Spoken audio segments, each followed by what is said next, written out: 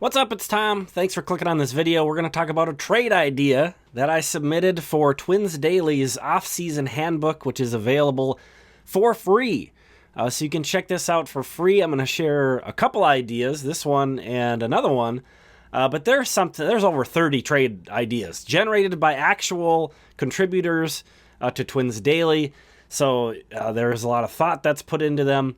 Really recommend you check that out. But want to highlight this one that I submitted to them. The Twins would be acquiring Mitch Keller, a starting pitcher, an all-star starting pitcher for the Pittsburgh Pirates, who has 2 years of team control, and they would be giving up Matt Wallner and David Festa. I submitted a little blurb with this as well. You can kind of read that. Basically, my approach was like, who could be the next Pablo López?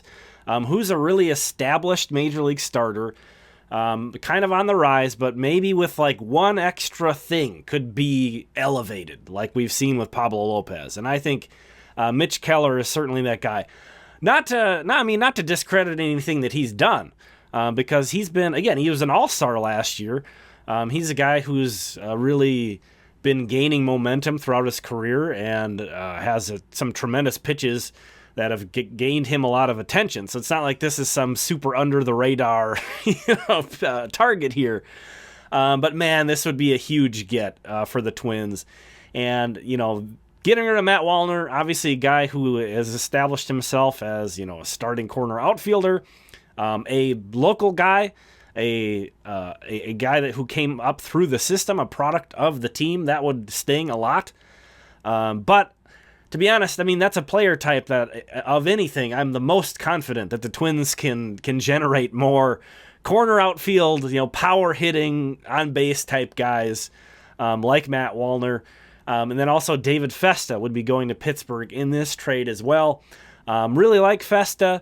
I think his numbers don't do his overall skill justice, and I think prospect lists kind of have him appropriately ranked, but there is another level he could reach, and I could see other teams being pretty excited about the idea of acquiring both of those guys. But as you see, if you want to take a moment to pause and read my blurb, I'm not gonna read that whole thing through, but I sort of felt like this was a fair trade, that the value on each side was fair, but since every single contending team in baseball would love to get a guy like Mitch Keller, nobody has 5 guys better than Mitch Keller, right? So every contending team in baseball would be in on trying to acquire this guy.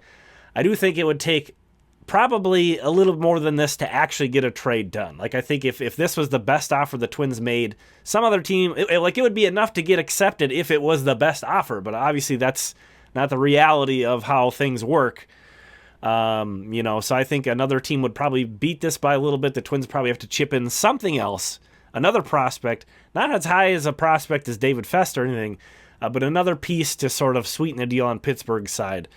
But this was accepted, again, by baseball trade rumors. Every time I talk, or baseball trade values, excuse me, you can find ways to make trades that don't make sense get accepted on there, if that's what you're out to do. So you gotta take it with a grain of salt always. But this is the best tool we have right now, for now. So just to point out that this does get accepted, it's incredibly similar value on their model. And something that really gave me confidence in this as a trade idea was that for the same project, Matthew Trueblood submitted almost the same trade idea, except for the only difference was he took out David Festa and swapped in Marco Raya. So essentially we didn't talk about this at all or anything.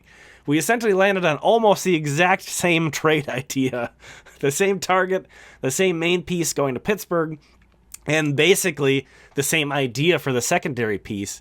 That baseball trade value site does have David Festa a little bit more valuable than Marco Raya, in case you were wondering. But I thought that was pretty funny, a thing that had happened. And even the notes on there say it's really fascinating how similarly some of these independently submitted trade ideas came together.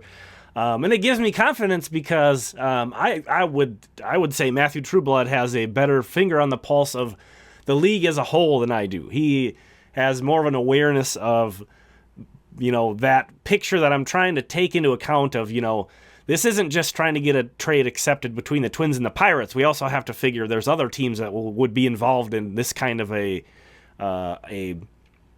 trade discussion. There'd be other offers, there'd be other teams trying to acquire this guy.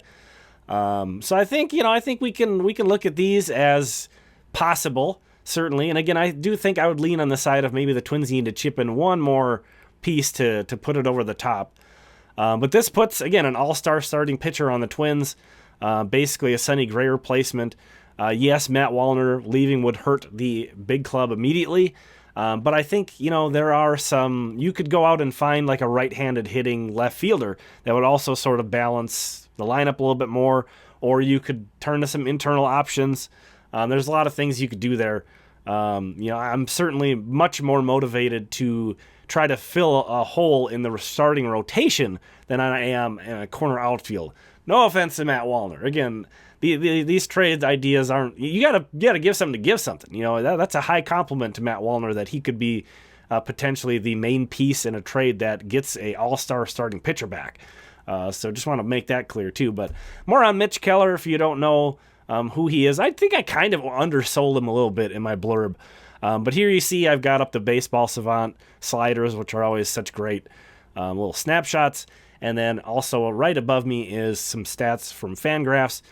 So kind of the biggest thing I want to point out what's on the Fangraphs side. This guy is really developing. He's getting better, and I think there is even a higher ceiling he has not hit yet. Again, similar to Pablo López. He's already a good pitcher like Pablo was with Miami, but I think there is the potential for him to take an additional step higher. So let me know what you think about that one. Let me know what trade targets that you have, what trade ideas you like, what kind of guys on the Twins you really don't want to trade. Let's talk some trades. Thanks for checking this one out. I really appreciate it. We'll talk again soon.